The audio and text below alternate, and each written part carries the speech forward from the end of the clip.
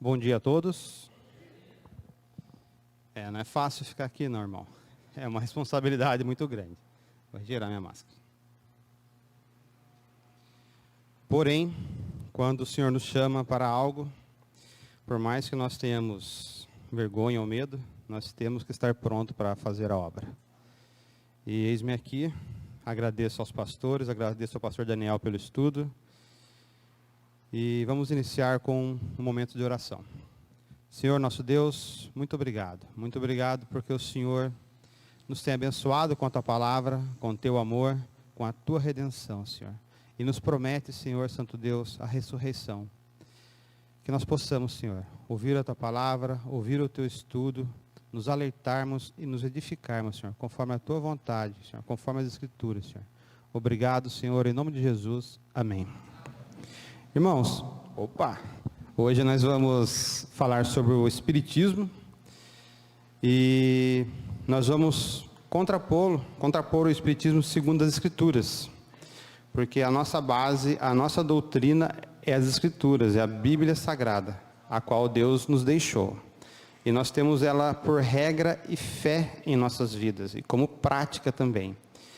E o Espiritismo, ele acaba utilizando da Bíblia, até mesmo para atrair mais adeptos a ele. E falaremos mais especificamente do Espiritismo kardecista, de Allan Kardec. Vamos a uma pequena introdução aqui, irmãos. Nós vamos ver a origem do Espiritismo, as suas doutrinas e suas fontes de autoridade. Fonte da autoridade desse movimento. Nós temos a Bíblia como a fonte da autoridade. E esse movimento, o Espiritismo, qual ou quais são as fontes da autoridade deles? Nós vamos falar também sobre a pessoa de Cristo. Para esse movimento, quem é Jesus Cristo? E para nós, quem é Jesus Cristo? Vamos falar também sobre o plano de salvação. O Espiritismo oferece algo desse tipo aos seus adeptos, aquele que está vendo ou ouvindo sobre tal assunto. Nós vamos também colocar sobre a Bíblia. Qual é a nossa fonte de salvação? Quem é o nosso Salvador? Uma pequena introdução, irmãos. Estima-se que a cada 2 brasileiros, um teria tido contato com o Espiritismo. Olha só, é um número impressionante. Portanto, metade da população já teve contato com algum tipo de Espiritismo, esoterismo, seja lá o que for nesse sentido. No Brasil, é possível observar a manifestação de vários tipos de espiritismo. Vamos ver alguns. Através das mídias via internet, Facebook, YouTube, Instagram, TikTok e por aí vai. Sempre vai ter algo lá relacionado ao espiritismo. Nas mídias televisivas, as nossas tão queridas novelas. Temos que nos atentar. Vira e mexe, tem uma pitada de espiritismo, ou ele está lá escancaradamente na nossa cara. Para nós notarmos que é espiritismo, basta nós termos a Bíblia como regra e fé. Você vai ver que é contrário àquilo que Deus diz. Logo, você vai ver lá simbologia, falas, algum comportamento voltado ao espiritismo. Mídia impressa ou literatura. Em jornais, revistas, livros, tipo do Paulo Coelho. Além de ser autoajuda, para quem não sabe, o Paulo Coelho é adepto a religiões espíritas. Ele é considerado também um bruxo, a religião dele, entendeu?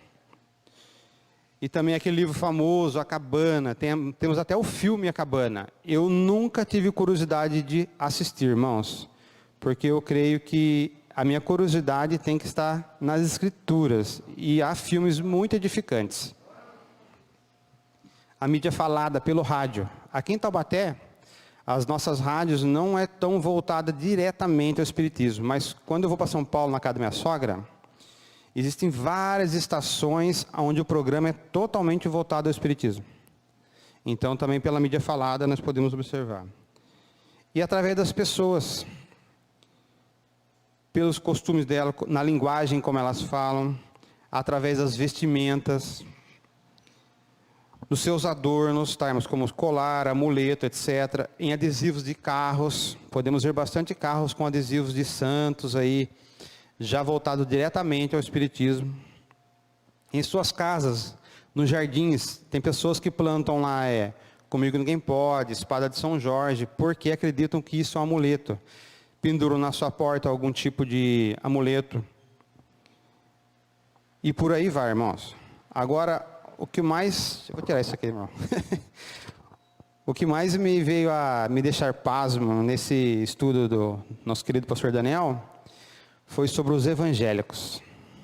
Vou até ler aqui na íntegra, aqui, irmãos. Há evangélicos que têm um envolvimento constante, direto com os espíritas, tais como horóscopo, literaturas, como foi visto, acreditam em olho gordo, em transmissão de energia positiva e negativa, ficam assistindo filmes que não devem, principalmente na famosa Netflix, né, que tem lá o Lúcifer, o Sobrenatural e outras coisas mais aí que não fazem bem ao nosso conhecimento, ao nosso coração, ao nosso emocional, não faz bem a quem está à nossa volta. Sempre que tem algo assim, desse tipo, na TV, eu procuro mudar de canal. E não gosto que meus filhos venham também. Nem naquele joguinho do Minecraft lá, quando tem a escola monstro, onde tem zumbi, tem não sei o que, não. Vai construir? Beleza. Vai ficar vendo coisas que é relacionado ao espiritismo, é sobrenatural? Eu não deixo. É uma briga constante. Mas eu prefiro ficar bravo e eles ficarem bravos comigo, mas futuramente eles vão agradecer com certeza. Então nós temos que nos atentar a isso. Para você ver a nocividade dessas séries, vira e mexe eu tenho liberdade com a minha sogra, ela deve estar me assistindo aí. Nós pregamos as escrituras para ela, pregamos o plano de salvação, e infelizmente o que está na mente dela é a história do Lúcifer da Netflix. Ela crê que aquilo é realidade. E é mentira. Aquele filme Noé também, que teve um ator famoso que fez o Máximos, lá esqueci o nome do ator. Ela acredita também que aquele filme é verdade, não é. Outra coisa também, esse sobrenatural, olha e acha que é daquele jeito. E não é. Isso é nocivo. Isso vem atrapalhar. Isso vem a criar gangrenas no emocional da pessoa, que ela fica pesando entre a experiência de ter visto e acreditar pela fé nas Escrituras. Então, é perigoso sim, que nós não venhamos a ter esse costume de ter essa cultura dentro do nosso lar. Muito menos para os nossos filhos, que ainda estão crescendo na fé. Novos convertidos têm que se atentar a isso. Abrindo parênteses aqui, irmãos. Eu era muito fã de filme de terror. Gostava muito. E quando eu conheci a Cristo, glórias a Deus por isso, o Espírito Santo começou a pesar em nossos corações. Fala nosso que é meu e da minha esposa. E era a época que eu tinha saído daquele filme Jogos Mortais. A gente assistiu o 2, já não conseguimos assistir mais direito. E por aí foi, vários outros filmes que nós acompanhávamos, nós não assistimos mais, irmãos. Porque realmente, como posso ficar vendo algo que me aterroriza, pode me trazer um terror noturno? A Bíblia fala do terror noturno, talvez não seja os contextos, mas tem a palavra lá, terror noturno. Pesadelos, medo de ficar em casa sozinho, escuro, ir lá no fundo da igreja à noite, precisar buscar alguma coisa, você vai ter medo, porque a sua imaginação vai começar a pensar naquilo que não existe. Existe sim os demônios caídos, isso sim. Agora aquilo que está na TV, pode lhe dirigir a emoção a isto. Mas não é bom se contaminar. Eu tenho uma política minha, bíblica. A pessoa fala, você tem que conhecer o inimigo. Para um estudo, para a edificação da igreja, amém, irmãos. Agora, por que eu quero conhecer aquilo que é falso, que é impuro, que vai me trazer perturbação? Eu prefiro as escrituras. Eu prefiro me edificar na verdade. É como lidar com dinheiro. É sempre esse exemplo que é dado, mas quando eu trabalhava na lotação de cobrador, lidei muito com dinheiro. Quando entrava uma nota falsa, eu não precisava nem olhar para a nota, irmãos. Não é para ser orgulhoso em relação a isso não, mas era assim. Eu já sabia que era falsa só de tocar. E eu mostrava para a pessoa, é falsa por isso, por isso, por isso, por isso. Educadamente a pessoa muitas das vezes trocou a nota. Então, você tendo aquilo que é puro e verdadeiro dentro de você, no seu coração, na sua mente, você não precisa conhecer o inimigo, porque quando ele vier, você logo vai ficar em alerta e vai contrapor ele com as Escrituras. Você vai estar lá com a famosa armadura de Paulo. Continuando aqui, irmãos. A prática no Espiritismo não é tão recente, tanto no Brasil Colônia, o Brasil Império, o Brasil República, enfim. Todo esse período o Brasil foi influenciado pelo Espiritismo. Algumas pessoas são espíritas por tradição familiar, outras por opção para resolver algum problema, tipo de saúde, casamento, financeiro, etc. Outros por convite de amigos, por influências de gurus midiáticos, está cheio por aí, irmãos. Tem aqueles que fizeram opção como meio de produzir a própria salvação ou de se encontrar, visto que essa ideologia, o Espiritismo, satisfaz o ego e propõe baixíssimas exigências morais. O adepto do Espiritismo não tem que dar satisfação a ninguém, nem mesmo aos espíritos, nem aos gurus. Vamos ver aqui, irmãos, algumas estatísticas em relação ao Espiritismo no Brasil. Estatísticas. Tem crescido muito nos últimos anos, de acordo com o IBGE.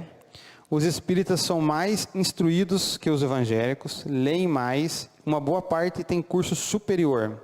Entre os espíritas, apenas 1,8% não tem instrução, e entre os evangélicos, 6,8% não tem instrução. Precisamos melhorar muito isto. Ontem eu vi uma pequena pregação de um homem chamado Jonas Madureira, e ele dizia sobre as igrejas, além de formarem cidadãos para o mundo, cristãos para o céu e para o mundo também incentivar a formar homens e mulheres que possam estar trabalhando na política, numa empresa, com bons advogados, bons juízes, bons médicos, bons pedreiros. Isso é importante, isso requer instrução, leitura, buscar estudo, conhecimento. Nós podemos sim criar homens e mulheres de Deus que não só irão servir ao púlpito ou na igreja, irão servir a Cristo também onde Ele quer que eles estejam. E também, irmão, há um número crescente de jovens buscando o Espiritismo. Isso é realmente assustador. Agora, pasmem novamente. Vou ler na íntegra aqui de novo. Ao que parece, muitos evangélicos, depois de percorrerem por várias igrejas à procura de respostas e soluções para seus problemas imediatos, não encontrando, estão buscando agora mais uma alternativa. Ao perceberem semelhanças, veja bem, semelhanças entre o Espiritismo e práticas evangélicas. Vamos nos aprofundar mais nisso. Vamos às semelhanças. ênfase nas experiências e manifestações espirituais e sobrenaturais. Nós podemos ver que algumas denominações, sim, dão mais ênfase às experiências, às manifestações sobrenaturais, do que realmente o que a Escritura diz. E isso é realmente nocivo, perigoso. Desprezo pela sã doutrina apostólica, cristocêntrica e bíblica. Eles desprezam a Bíblia, aquilo que eu falei agora há pouco. Eu já passei por isso. Eu já tive experiência de conversar com irmãos no passado, no qual as palavras deles foram: não, a Bíblia não é assim ao pé da letra. Tem a sua experiência, aquilo que você sente, aquilo que você viveu. E glória a Deus, que quando ele falou isso para mim, me fez mal. Eu fiquei quieto, fiquei calado. E hoje, para a glória de Deus, estamos numa igreja bíblica, cristocêntrica. Outra coisa, apego em crença e em amuletos. Água que cura, objetos que trazem benefício, flor ungida, óleo ungido. Eles utilizam até mesmo, irmãos, de símbolos judaicos, simbologia. Isso para eles é importante. Se não tiver aquela água, aquela famosa água da televisão, coloca a sua água aí. Ou você orar sobre uma peça de roupa, ou você tem que levar a flor para sua casa. Não, irmãos. Nós temos a fé em Cristo Jesus, nós temos o Espírito Santo, nós temos as promessas. E fé é aquilo que nós não vemos, como diz as Escrituras. Aquilo que nós vemos já não é fé, porque eu posso pegar. É fé crer, esperar. Não é fácil esperar no Senhor, irmãos, é muito difícil. mas Ele está o tempo todo conosco. Nós temos irmãos, tem aquele irmão que é mais íntimo de você, você pode compartilhar com ele. Ele vai te ajudar em oração. Isso é tremendo, irmão. Nós temos um corpo, que é a igreja. Nós temos Cristo, que é a cabeça. Nós temos o Espírito Santo que nos move, que nos cuida. Então, não há necessidade de amuletos, simbologias, isso ou aquilo. Necessidade é as Escrituras, o Espírito Santo em nossas vidas, nossa fé. Outra coisa que eles fazem muito e tem semelhança com o Espiritismo é a busca obstinada por prosperidade financeira. Isso é uma coisa triste. Já cheguei a ouvir de púlpito que se eu não fosse um dizimista e ofertante, eu não sou salvo. Eu estaria ainda no inferno. Olha o absurdo. E eu criei. E acabei até me afundando nisso, irmãos. Até Deus me livrar, me abrir os olhos. Como Deus me abriu os olhos? Lendo as Escrituras, ouvindo boas pregações. Reforço a Rádio BBN. Ouçam a Rádio BBN, lá tem boas pregações, bons ensinos. Tenham a Bíblia, irmãos. Tem um pregador famoso, se eu não me engano foi Charles Spurgeon, que ele fala que nós devemos ler as Bíblias, ou foi John Bunyan, não lembro mais, até o ponto dela correr como sangue em nossas veias. E é uma verdade, irmãos. Ou nós a temos como estudo, como o pastor Daniel, ele gosta de pôr, você tem que não só ler, mas estudar. Isso é importantíssimo, como também você pode pegar e ler, vai lendo ela sistematicamente até terminar, começa num livro, vai no outro, pede ajuda, nós temos planos de leituras ali atrás, é um incentivo, quem ler a Bíblia todo esse ano vai ganhar um prêmio, né pastor? Estão concorrendo a um prêmio esse ano, então precisamos sim entender que a Bíblia prega que nós não viemos para esse mundo só para sermos ricos, ter prosperidade, e esse tipo de pregação é observada tanto em centros espíritas, como em muitas igrejas evangélicas. Então, por essas semelhanças, ênfase em experiência, desprezo pela sã doutrina, apego a crenças e amuletos, soluções para a vida amorosa e busca obstinada por prosperidade. Infelizmente, essa semelhança entre o espiritismo e algumas igrejas, algumas denominações, acabam atraindo pessoas para o centro espírita, mesmo ela sendo evangélica. Por quê? Porque ela não conheceu a verdade pura, ela não ouviu aquilo, o que a palavra diz. Então, ela ainda não é salva. Apesar dela estar na igreja, ainda ela não tem certeza da salvação. Ela não conheceu a Cristo verdadeiramente.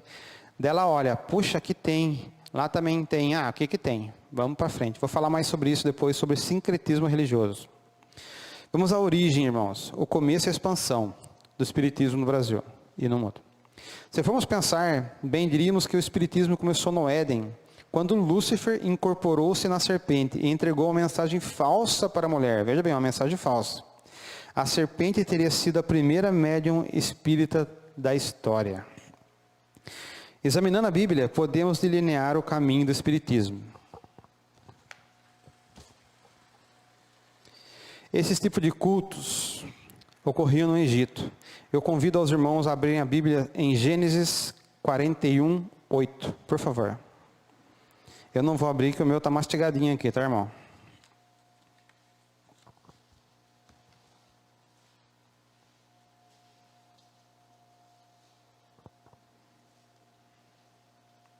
Amém?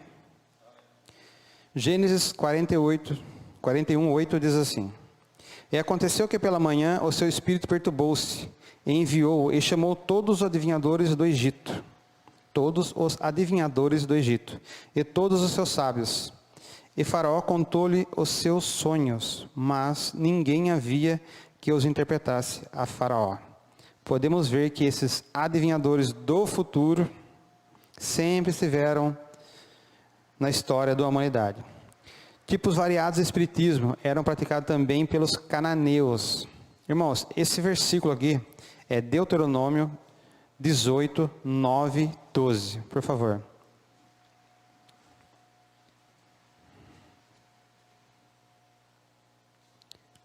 Deuteronômio 18, 9, 12.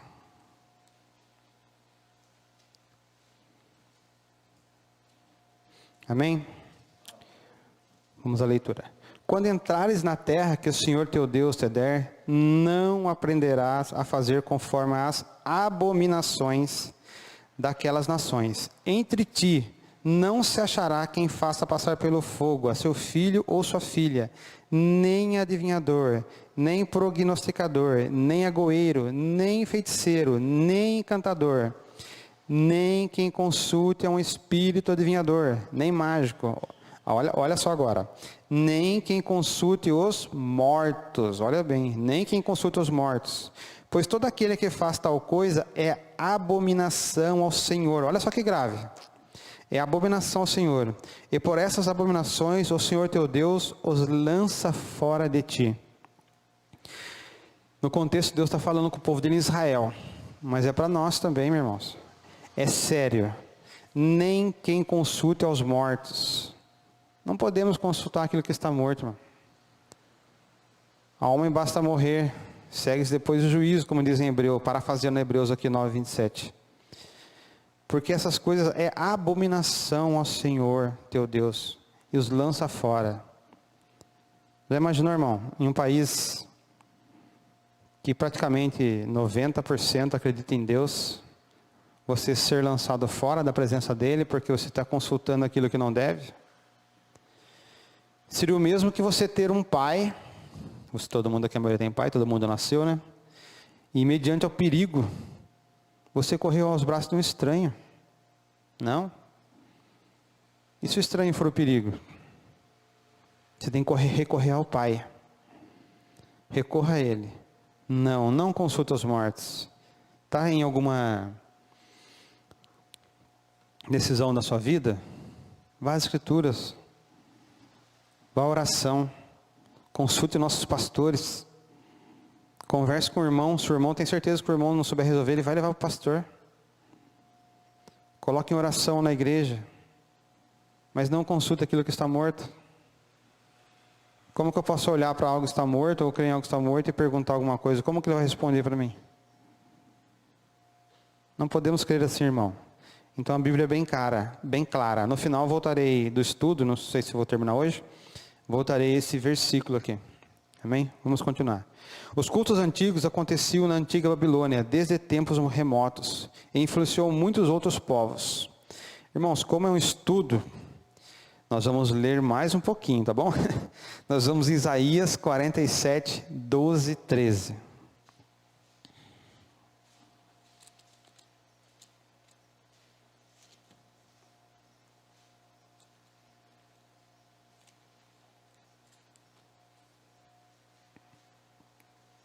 Amém?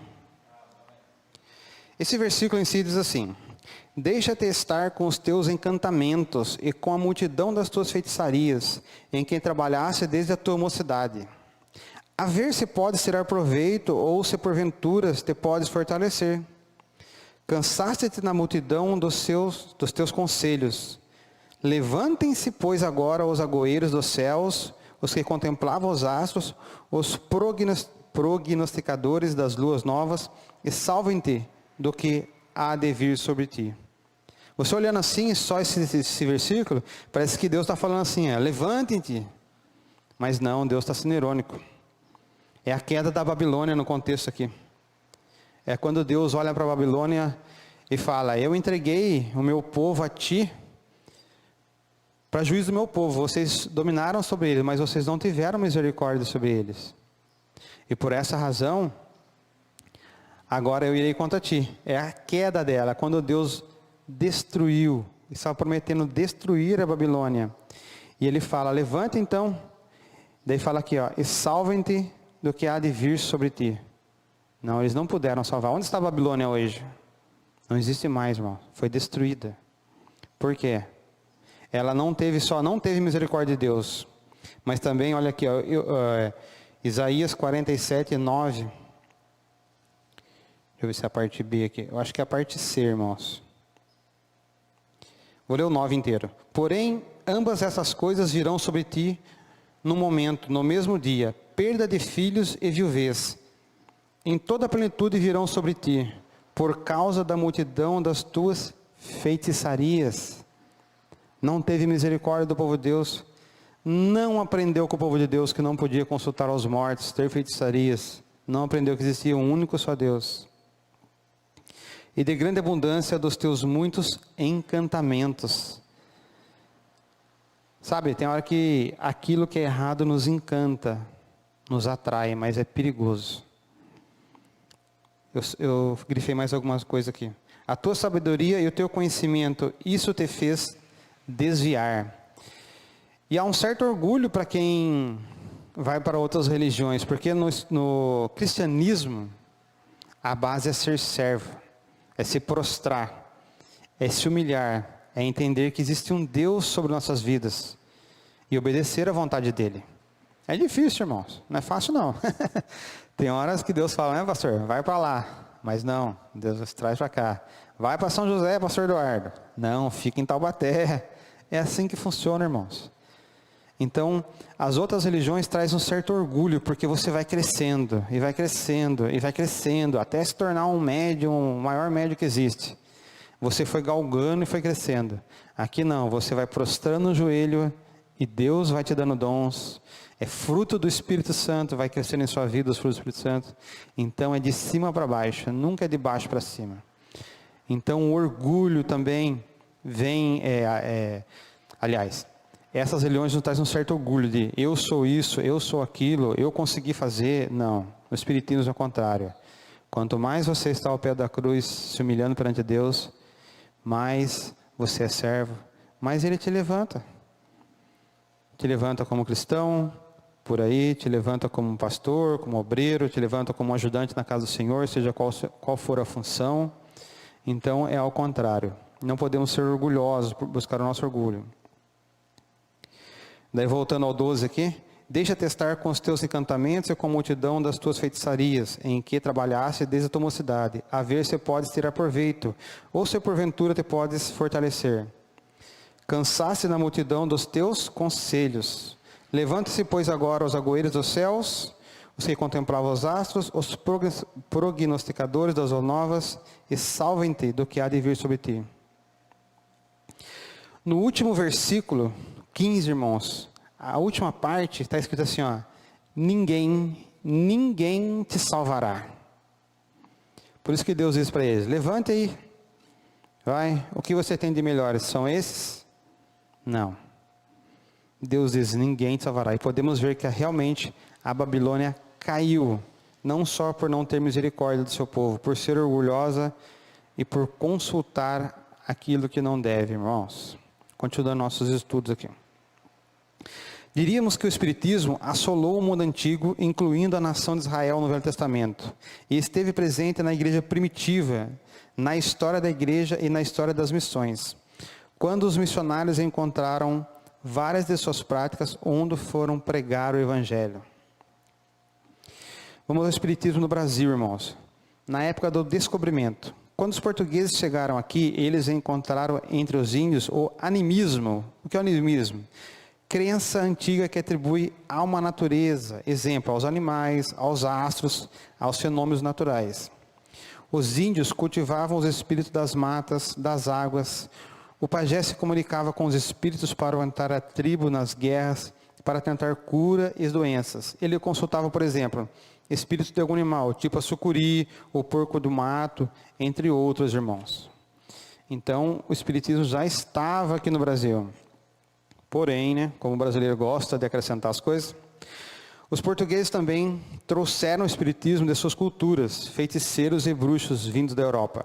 Portanto, o espiritismo já estava aqui quando os europeus chegaram. Mas também eles trouxeram mais um pouco. O Brasil já tinha, mas importou mais um pouco. Na época da colônia, vieram também os escravos africanos. Os escravos foram trazidos de várias regiões do continente africano para trabalharem nos canaviais e trouxeram consigo seus costumes espiritualistas. Apesar de a maioria deles terem sido batizados na religião católica, e bem sabemos que forçadamente, continuavam adorando os seus deuses ancestrais, disfarçando-os com os nomes de santos católicos. Olha o sincretismo mais uma vez, irmãos. Quando a escravidão foi abolida e o serviço aos escravos fora substituído por imigrantes italianos, alemães, espanhóis, entre outros, muitos desses africanos se dirigiam às grandes cidades à procura de trabalho e levaram consigo seus costumes, formando outros ramos do espiritismo, tais como candomblé, umbanda, entre outros. Porém, esses ramos do espiritismo é estudo para outro dia, irmãos. Nós vamos focar aqui no kardecismo. No Brasil Império, logo foi introduzido o kardecismo. O primeiro centro espírita kardecista foi aberto em Salvador, Bahia, em 1885. Seu fundador foi o francês Hippolyte Rivail. Já vou falar quem é esse rapaz aqui. Hippolyte Rivail, que tomou para si o nome do antigo poeta druida Allan Kardec. Eu creio que Allan Kardec, a maioria aqui já deve ter ouvido falar sobre ele. Por acreditar que ele, Hippolyte, fosse a reencarnação de Allan Kardec. Crendo Hippolyte ser a reencarnação de Kardec, ele codificou as doutrinas do espiritismo moderno e deu-lhe a aparência de racionalidade, utilizando explicações científicas para dar maior credibilidade. Assim afirmava a existência de outros planetas, onde pessoas que progrediram espiritualmente estavam e entravam em contato com ele. Então ele acreditava que as pessoas que eram desencarnadas aqui, e aqui tiveram uma vida boa, eles cresceram moralmente, eles eram desencarnados aqui e reencarnavam em outros planetas, planetas esses do nosso sistema solar. Nós vamos falar mais para frente sobre isso. Reencarnavam assim, irmãos. Ia nascer lá mais um ser humano lá, ele reencarnava e entrava em outro corpo. Não sei se na hora da concepção, não sei que hora que acontecia isso na visão dele. Mas então lá teria que ter também pessoas andando, tendo vida lá. Vamos agora ao espiritismo mais na atualidade. Hoje no Brasil, o sincretismo religioso é tolerado e aceito. Assim é possível encontrar a disseminação de práticas espíritas em vários segmentos da religião.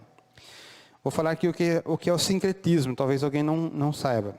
Sincretismo, junção ou mistura de cultos ou de doutrinas religiosas distintas, atribuindo novo sentido aos seus elementos. Eu já participei de um culto ecumênico, também é sincretismo, irmãos, e foi horrível. A mulher que organizou aquele encontro ecumênico, da qual a igreja pertencia, participou, ela tem um programa na TV Bandeirantes. Ela falou uma coisa no microfone que eu fui para o banheiro, que eu passei mal, me deu ânsia, eu passei muito mal. E eu fui orar no banheiro, amor. Entrei no banheiro e dobrei meu joelho, no meio de um banheiro sujo, mas eu falei, Senhor, preciso conversar contigo. E ela disse assim, eu fiz o que Deus não conseguiu fazer. Olha as palavras dela.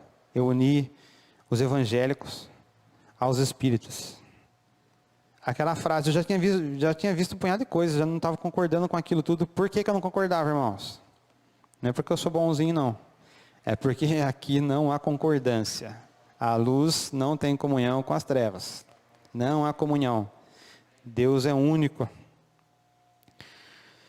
E o meu líder, na época, chegou a bater cabeça. Bater cabeça é bater a testa com a testa do outro. Esse é um costume espírita, de muitos segmentos aí. E quando ele fez aquilo, daí pegou nossos instrumentos musicais e deu para eles, e pegou deles e deu para nós. Foi horrível, irmãos. E tudo aquilo com o intuito, sabe do quê? De pregar o cristianismo? Não. Intuito político. Iria se lançar futuramente como vereador. Glórias a Deus que nada disso aconteceu. Senão nós teríamos mais um para atrapalhar a política em vez de trabalhar para o povo. Então o sincretismo religioso é perigoso, não é legal. A Umbanda, o Candomblé, o Kardecismo, o Catolicismo e, pasme de novo, muitos segmentos ditos evangélicos têm práticas muito similares e semelhantes entre si, como já vimos. Agora vamos às doutrinas, irmãos. A fonte da autoridade do espiritismo kardecista. Vamos falar sobre o Espírito Santo e a revelação de Deus, segundo Kardec e também segundo as Escrituras. O Espiritismo pretende ser a terceira revelação de Deus à humanidade. Olha que forte isso.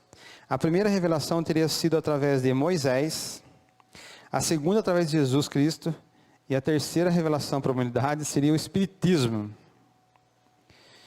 Observe essa declaração de Kardec sobre o Espiritismo em relação ao Espírito Santo. Irmãos, quero dizer uma coisa também, até quem está aí na internet. Tudo aqui foi extraído de sites, eu esqueci o nome do site dos espíritas, mas não tem só um, tem vários sites. Do livro deles, tem tudo na internet, eu puxei do PDF deles, tá? Então está lá para todo mundo consultar. A minha pessoa também está aqui para conversar, tá bom? Estamos abertos às perguntas também depois, tá bom?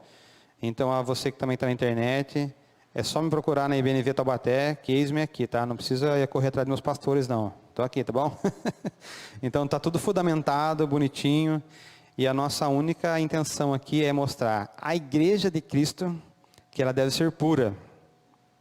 Tá bom? Que não precisamos ir atrás de outras religiões. Observe a declaração de Kardec, como já havia dito, em relação ao Espírito Santo. Abre aspas, diz Kardec. Recomenda-se que o Espiritismo realiza todas as promessas do Cristo a respeito do Consolador anunciado.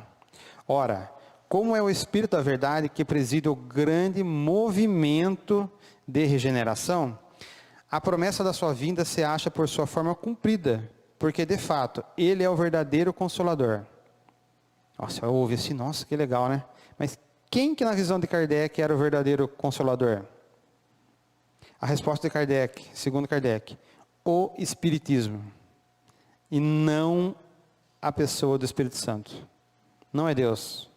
Para o movimento espírita, penso que nem sequer existe o Espírito Santo. Então, o grande consolador para eles é o movimento espírita. Vamos à resposta bíblica. Vamos ver quem é a pessoa do Espírito Santo. Glória a Deus por isso. O Espírito Santo possui atributos pessoais, próprios, individuais, exclusivos, particular. Ele é uma pessoa divina, a terceira pessoa da Trindade, e não um movimento religioso. Vou convidar os irmãos a uma leitura bíblica em João 14, 16, e depois o versículo 26.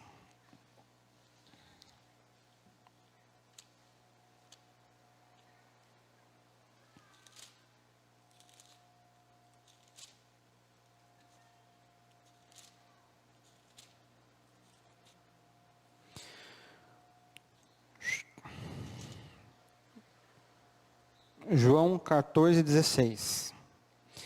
E eu rogarei ao Pai, e Ele vos dará outro Consolador, para que fique convosco para sempre. Agora eu vou aqui ao estudo, irmãos. Vou ler aqui de novo.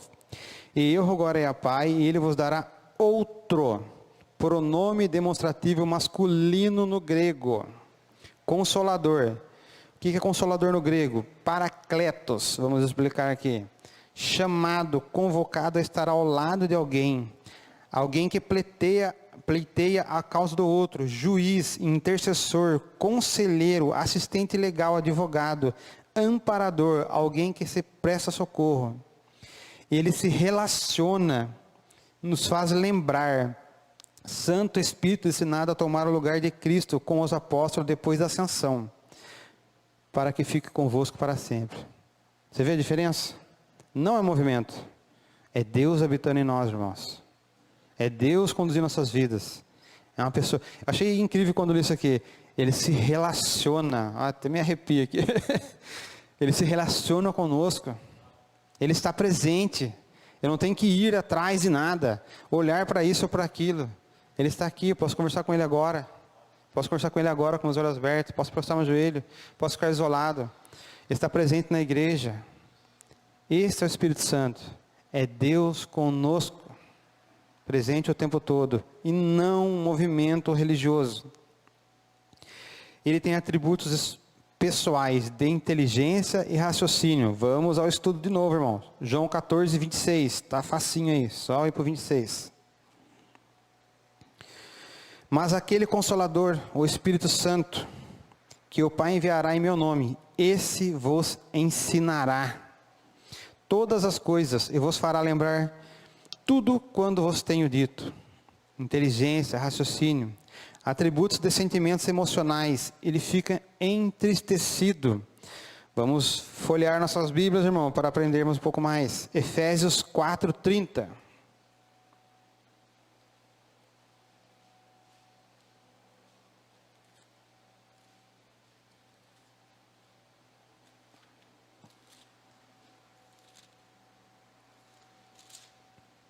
Pastor, time. Quanto tempo tem? 2 minutos. Vamos lá, irmãos. Efésios 4:30. 30 é bom, né? E não entristeçais o Espírito Santo de Deus, no qual estáis selados para o dia da redenção. Portanto, ele se entristece, tem pessoalidade, tem sentimento, emoções, e volta a dizer, não é o movimento. Atributos de vontade própria, irmãos. Eu vou ler aqui, depois vocês procuram aí. 1 Coríntios 12:11. Mas um só e o mesmo Espírito opera todas essas coisas, repartindo particularmente a cada um como quer, vontade própria. Vou correr aqui para poder terminar aqui, irmão. E com certeza a Bíblia pode nos mostrar muitos outros atributos pessoais do Espírito Santo, de personalidade, de divindade, de amor, de sentimentos, de convencimento, de ensinamento. É Deus conosco, vamos lembrar disso. Portanto, podemos ter a certeza de que o Consolador dito na Bíblia não é um movimento, vou bater toda hora nessa tecla, não é um movimento, como diz Kardec. Não é o Espiritismo, portanto, consolador, como diz Kardec. E sim a promessa do Pai consolidada através do envio da pessoa do Espírito Santo. Eu vou parar aqui, irmãos, depois é sobre a Bíblia. Mas podemos ver que tudo que eles fazem é distorcer. Pegam e distorcem. Pegam e deturpam. Pegam e maltratam. Vou até falar uma palavra, eles destroem. Eles querem destruir a verdade. Querem algo que possa preenchê-los, trazer orgulho. Mas não vai acontecer, irmãos. Ainda que se sinta assim em vida. Mas futuramente, quando estiver diante do juiz, eles vão sentir os mais vazios de todos os homens. Portanto, nós vimos agora aqui que o Espírito Santo não é movimento, não é o Espiritismo, e sim uma pessoa. Amém, irmãos? Semana que vem, continuaremos a falar, daí falaremos sobre a Bíblia, salvação e a pessoa de Jesus Cristo. Amém? Muito obrigado, irmãos.